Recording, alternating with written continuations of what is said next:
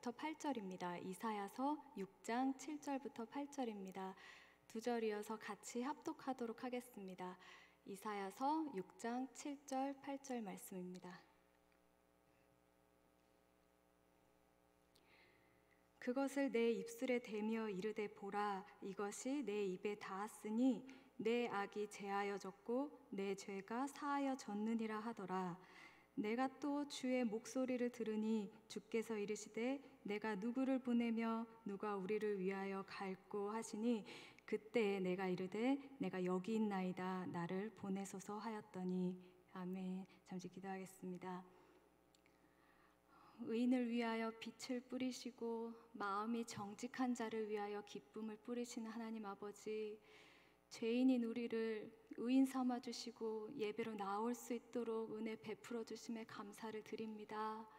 이 시간 예배드리는 모든 성도님들의 삶에 주 여호와로 말미암아 기쁨이 넘치게 하시며 주의 말씀을 통하여 주의 뜻을 알고 주의 거룩한 이름에 감사하며 우리의 심령이 변화되도록 역사하여 주옵소서. 믿음의 주여 온전케 하시는 우리 주 예수 그리스도 이름으로 감사드리며 기도드립니다. 아멘. 네, 오늘 우리가 드리는 수요 예배가 비대면 영상 예배로 전환되면서 마음이 참 무겁지만 이 시간 좀 평안 가운데 말씀을 듣고 깨닫고 이해하고 결단하는 시간이 되기를 소망합니다. 네, 먼저 사진을 하나 보겠습니다. 내가 솔로라니. 네, 솔로 누군지 아시겠습니까? 네, 접니다. 네, 옷이 같지 않습니까? 솔로, 이 솔로는 라틴어에서 온 단어입니다. 솔라, 솔루스인데요, 오직이란 뜻입니다. 그래서 저는 자부심을 갖고 있습니다. 이 솔로는 솔로라는 게 아니라 나밖에 없다 이것입니다. 네. 그러나 단점은 있습니다. 외롭습니다. 네. 반응이 없으시니 정말 외롭습니다. 네. 그러나 저는 괜찮습니다. 하나님 한 분만 계시면 네, 좋습니다. 우리 성도님들도 우리 주 예수 그리스도 한 분만이면 감사의 은혜라 고백하시는 분들이라 믿습니다. 네, 하면 좀 네, 저를 봐주시고요. 네. 그런데 여기서 말씀드린 오직이라는 단어가 내포하고 있는 의미는 많은 뜻이 있겠지만 다른 것은 절대로 있을 수 없다라는 그런 강한 의지와 의미를 담고 있습니다. 이러한 강한 의미와 의지를 담아서 기독교의 진리를 사수하였던 시대가 있는데요, 그 시대를 우리는 종교개혁 시대라고 합니다. 그리고 그 종교개혁 시대의 그 정신을 구호로 만들었는데요, 그 여러분께서 알고 계시는 것이 그 5가지 솔라입니다. 오직 성경, 오직 믿음, 오직 은혜, 오직 그리스도, 오직 하나님께 영광입니다. 그렇다면 종교개혁이 시작된 원인이 무엇인지 알아야 할 필요가 있을 것 같습니다. 종교개혁자들이 계속해서 개혁을 주창한 이유는 우리는 로마 가톨릭의 타락이라고 배웠습니다. 네, 하지만 로마 가톨릭이 타락할 수밖에 없었던 이유는 고대 그리스부터 근대에 이르기까지 구원에 있어서 이미 사람들은 잘못된 신앙을 가지고 있었기 때문입니다. 이런 잘못된 신앙과 구원이 오늘날에도 우리에게 부정적인 영향을 끼치고 있습니다. 따라서 우리가 믿는 바 온전한 신앙과 참된 구원이 무엇인지를 아는 것이 너무나도 중요하게 되었습니다. 그래서 오늘 말씀을 통해 잘못된 구원관이 생겨나게 된 배경을 역사 속에서 알아보고 혼란한 이 시대를 살아가고 있는 우리가 어떠한 신앙의 모습으로 겸비해야 하는지 결단하고 깨닫는 시간이 되었으면 좋겠습니다.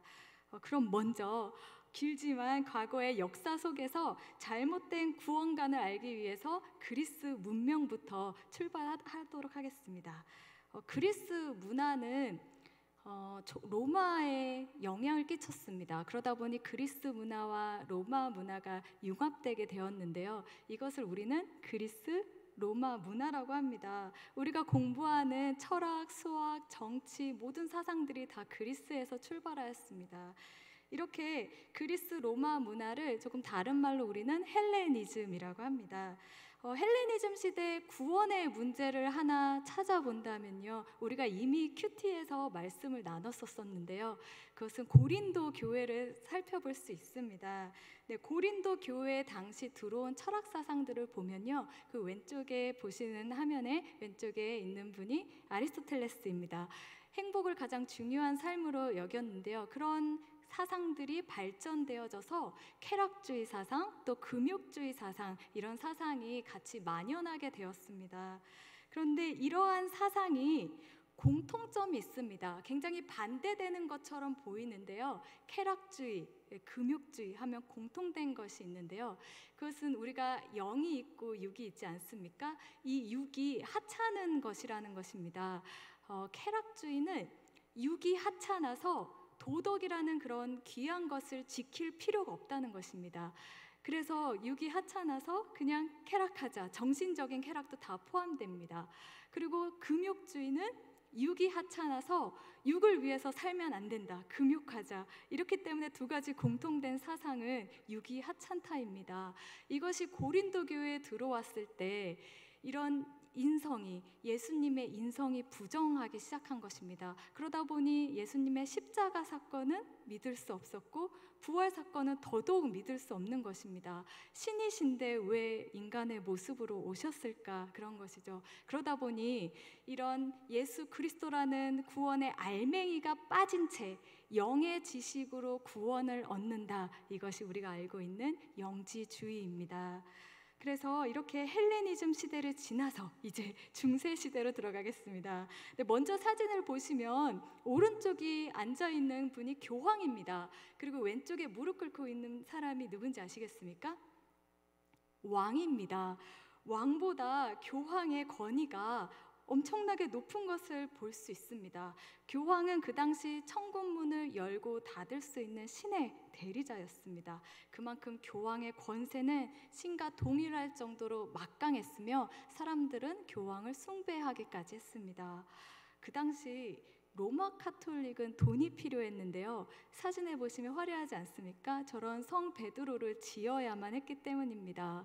그리고 그들의 유흥을 위해서, 또 대주교가 되기 위해서는 그 당시 은행에 돈을 줘야 되는데 그 돈이 필요했기 때문에 그들은 면벌부를 팔기 시작합니다.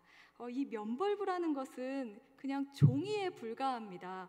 이 종이에 불과한 이 면벌부만 있으면 사람들은 죄가 있어도 이 면벌부로 인해서 죄가 없어지고 연옥에 가서도 죄의 형벌을 받지 않고 천국에 갈 수 있다는 것입니다. 면벌부가 한 얼마 정도 될까요? 우리나라 지금 돈으로 10만 원 정도 된다고 합니다. 그러면 그 당시에는 엄청난 돈이었겠죠. 6개월 월세와 송아지 3마리를 더 살 수 있는 그런 엄청난 가격의 돈이었습니다.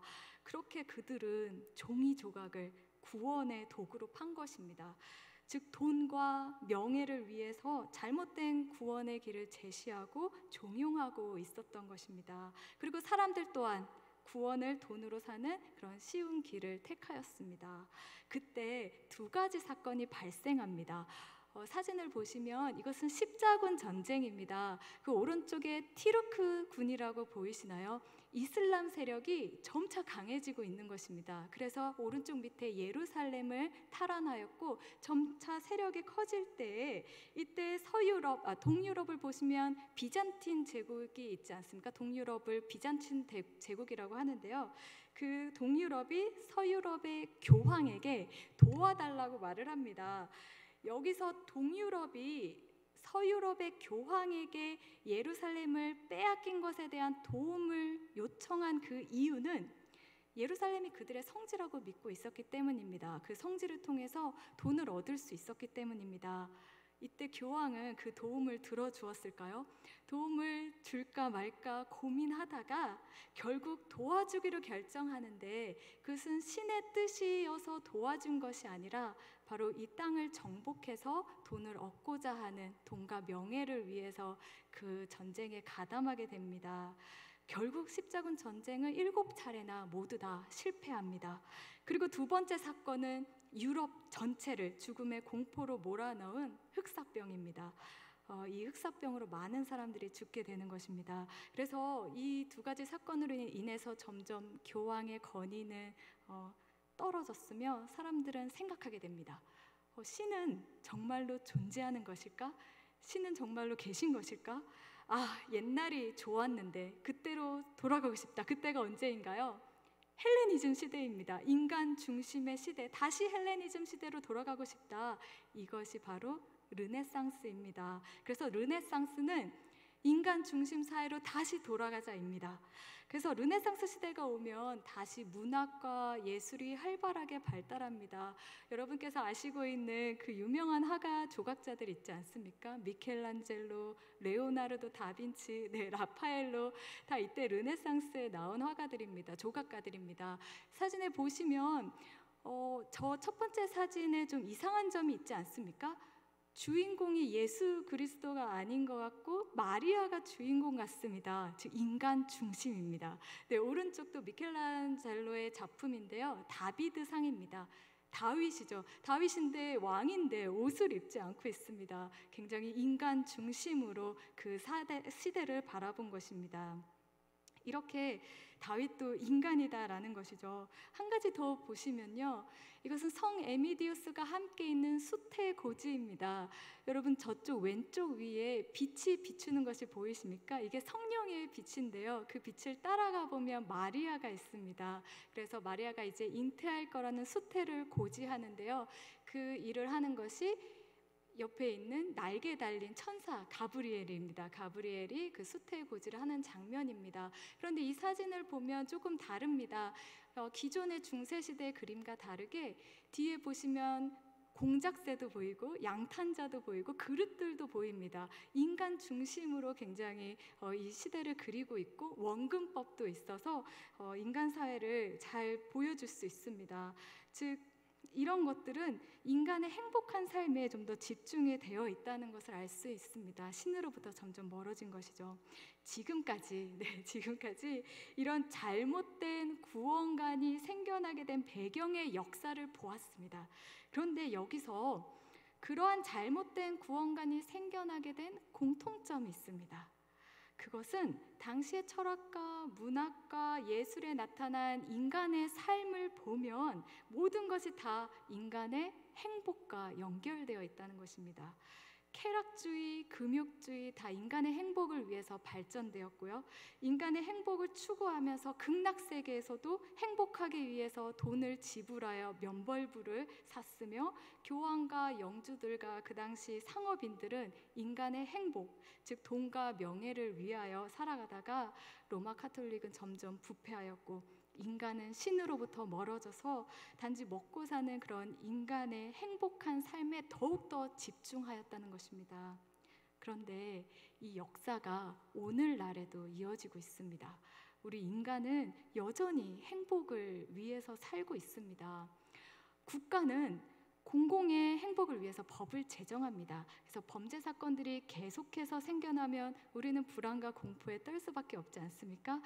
그래서 행복한 삶을 영위할 수 없기 때문에 우리는 이 법을 만들어 인간의 생존권과 행복을 보장해주며 그 법의 테두리 안에서 보호를 받는 것입니다. 가정에서도 그렇습니다. 가정에서도 우리의 부모님은 가족의 행복을 위해서 얼마나 헌신하지 않습니까? 열심히 일을 하여 가족들의 행복을 지켜주는 그것이 행복의 기준이 되었기 때문입니다. 젊은 친구들도 그렇습니다. 젊은 친구들도 자신만의 목표를 달성하고 그것을 통해서 행복감을 느낍니다. 그리고 하루 일과를 마치고 치킨을 시켜서 맥주를 마십니다. 이 행복은 경험한 사람만이 알겠습니다. 이렇게 오늘날 우리는 각 개인의 자유권을 굉장히 강조를 많이 하고 자신이 가진 자유권을 마음껏 사용하려고 합니다. 이러한 규칙과 법들이 소수 집단을 위하여 악법이 생기고 변질되기도 합니다. 또한 개인의 행복을 넘어서 자신의 행복을 침범하는 모든 요소들로부터 인간은 강하게 저항하는 모습으로 변하게 되기도 합니다. 그래서 우리는 현재 개인주의를 넘어서서 이기주의 시대로 접어든 것 같습니다. 나의 행복을 위해서 다른 이의 행복을 빼앗기도 합니다. 나만을 생각합니다. 나의 가족 구성원만 생각합니다. 나의 건강을 해치는 자들은 교회든 개인이든 없어져야 할 그런 존재들로 취급됩니다. 나라의 방침에 따라서 서로가 감염되지 않기 위해서 교회가 노력하였으나 정부는 예배에 대해서 권리를 행사하기 시작했습니다.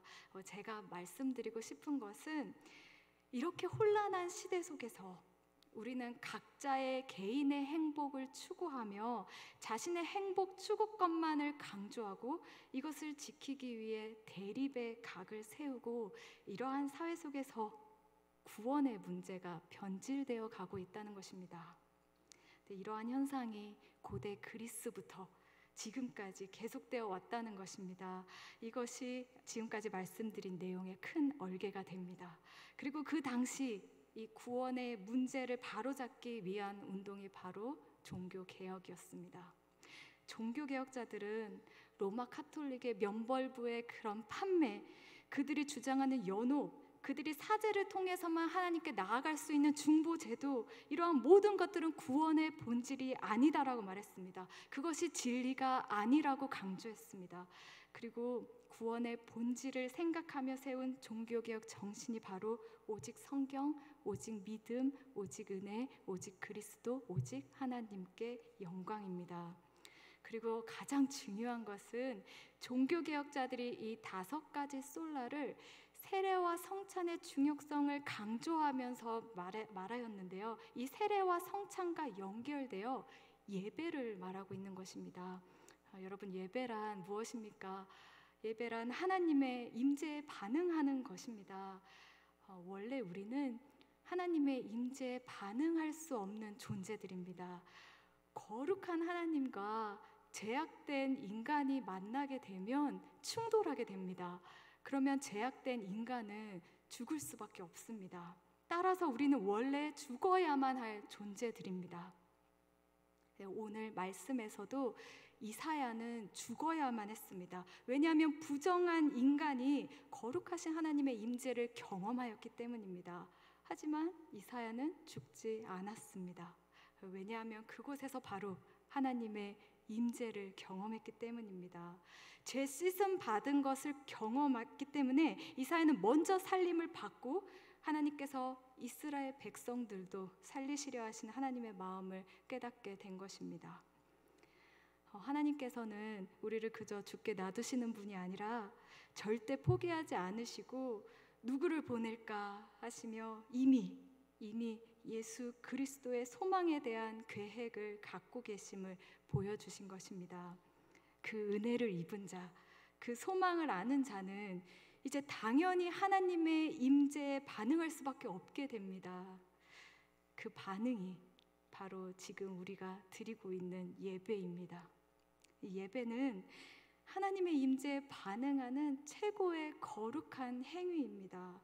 하나님의 임재에 대한 반응은 예배 가운데 제가 가겠습니다, 나를 사용해 주옵소서라고 고백되어지는 것입니다. 그런데 중요한 것은 이것은 개인적인 고백으로 끝나는 것이 아니라 이것은 공동체를 말하고 있는 것입니다. 공동체가 온전한 교회로 세워지는 것입니다. 공동체가 거룩한 나라로 세워져서 오직 하나님께 영광 되어지는 것으로 나타나게 되는 것입니다. 그래서 참된 종교 개혁자들은 이런 참된 예배를 강조하였습니다. 과거 종교 개혁자들인 루터, 츠빙글리, 칼빈이 이런 참된 예배를 강조했습니다. 그리고 이 예배를 지키기 위해서 그 이전부터 야누스, 존 위클리프, 존 낙스 등이 많은 사람들이 화형을 당하고 죽임을 당했습니다. 하나님의 임재를 경험하는 이 예배를 위해서, 구원의 진리를 위해서 그들은 그리스도인으로서 싸워왔던 것입니다. 네, 이런 그들을 세상은 감옥에 가두었습니다. 그러나 그들은 하나님의 임재에 대한 반응으로 옥에서도 찬양했습니다. 그래서 이제는 독방에 가두었습니다. 그러나 독방에서도 더 자유롭게 찬양하고 하나님께 예배드렸습니다. 그러나 그렇게 하는 것을 보고 세상은 그들을 이제는 잡아서 바로 죽이기 시작합니다. 그리고 그들의 뼈를 불사르고 그 가루를 강에 버려서 후대에 영향을 끼치지 못하도록 완전히 모든 것을 없애버렸습니다. 네, 하지만 결과는 어떻습니까? 세상은 그렇게 가두고 죽이고 흔적을 없애려 했지만 그 어느 누구도 그 그리스도인들을 가두고 그 어느 누구도 그리스도인들의 흔적을 지워버릴 수 없었습니다. 그들은 이 세상의 죽음에 갇혔지만 그 누구도 하나님을 예배하는 그 자유를, 그 구원의 기쁨을 그들에게서 빼앗을 수 없었던 것입니다. 사랑하는 오산제일교회 성도 여러분, 한치 앞을 내다볼 수 없는, 아무도 예상할 수 없는 그런 짙은 안개를 지나가고 있는 시대인 것 같습니다. 우리에게 불안과 혼란만 가중시키는 많은 세상의 소리들이 계속해서 들립니다. 네, 그러한 소리 때문에 하나님의 음성에 귀 기울이지 못할 때가 너무나 많습니다. 그런데 이러한 혼란 시대는 예전부터 계속되어 왔다는 것입니다. 그러나 종교개혁자들은 이 혼란한 시대 속에서 하나님의 음성에 귀 기울이고 오히려 진리가 무엇인지 발견해 갔습니다. 그리고 세상의 사상들과 철학들과 문학과 예술을 오히려 원형하고 잘못된 것은 버리고 진리를 가르치는데 그것들을 선용하였습니다. 우리도 오늘날과 같은 혼란한 상황 속에서 과거 종교 개혁자들처럼 지키고 유지해야 하는 것이 있습니다. 우리가 온라인으로 예배를 드리는 것이 맞는지, 대면하여 공예배를 드리는 것이 맞는지 고민하기보다는 우리가 다시금 진지하게 생각해 보아야 할 것은 바로 예배의 본질이 무엇인가입니다. 그리고 그 본질을 깨닫기 위해서 가장 먼저 나 자신이 하나님의 임재에 거룩으로 반응하고 있는지, 우리의 마음가짐이 하나님 앞에서 온전한 예배자로 합당하게 서 있는지 돌아보고 회개하는 것입니다. 우리가 예수 그리스도의 이름으로 모여서 공동체의 이름으로 모두가 함께 하나님의 임재에 거룩으로 반응하며 우리의 마음가짐이 하나님의 임재 앞에서 온전한 예배자로서 하나님의 영광을 나타낸다면 우리가 드리는 삶의 자리에서의 예배도 동일하게 하나님께서 연락하실 것입니다. 그래서 우리가 절대로 잊지 말아야 할 것은 하나님께서 공동체를 통해서 역사하신다는 것입니다. 그래서 공동체의 예배는 개인의 삶의 예배의 시작입니다. 이 순서를 절대로 잊지 않아야겠습니다. 그것이 되지 않으면 우리의 개인 예배도 무너지기 때문입니다. 각자의 예배는 공동체 예배의 연장선입니다. 네, 사랑하는 오산제일교회 성도 여러분, 우리가 함께 모여서 예배를 드리기 어려운 상황이지만 주일날 공동체의 이름으로 드리는 예배를 통해 우리가 어디에 있든지 그리스도로 말미암아 그 은혜로 말미암아 우리는 하나님의 임재에 반응하며 함께 거룩한 공동체로 나아가야 한다는 사실을 꼭 기억했으면 좋겠습니다. 하나님의 임재에 거룩한 공동체로 나아가야 하는 것이 오늘날 이기주의와 개인주의가 그런 팽배한 세상에서 진리를 지키며 나아가는 그리스도인의 참된 삶입니다. 이러한 삶은 더 이상 행복을 위한 삶이 아닙니다.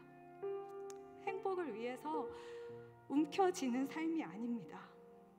나의 행복을 위해서 다른 사람의 행복을 뺏는 그것도 결코 아닙니다.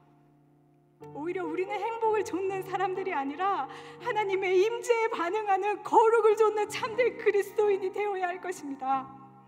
행복한 삶은 영원하지 않기 때문입니다. 분명히 좌절도 찾아옵니다. 그러나 우리가 구원받은 백성으로서 예배를 통해 하나님의 거룩을 회복하고 이 회복을 좇는 사람은 어려운 일이 다가와도, 폭풍이 몰아쳐도, 사회의 사상들이 물밀듯 밀려와도, 우리의 모든 삶이 우리를 힘들게 하더라도 절대로 흔들리지 않습니다. 그것은 예배 가운데 이미 구원의 자유, 그 참된 기쁨을 우리가 누리고 있기 때문입니다. 거룩하다, 거룩하다, 거룩하다 이렇게 외치는 천사의 외침같이 우리는 하나님의 임재 앞에서 거룩으로 반응하게 될 것입니다. 오직 말씀으로, 오직 그리스도로, 오직 은혜로 말미암아, 오직 믿음으로, 오직 하나님께 영광되어지는 그런 우리 사랑하는 오산제일교회 모든 성도님들이 되시길 간절히 소망합니다. 네, 함께 찬양 드리겠습니다. 주의 거룩하심 생각할 때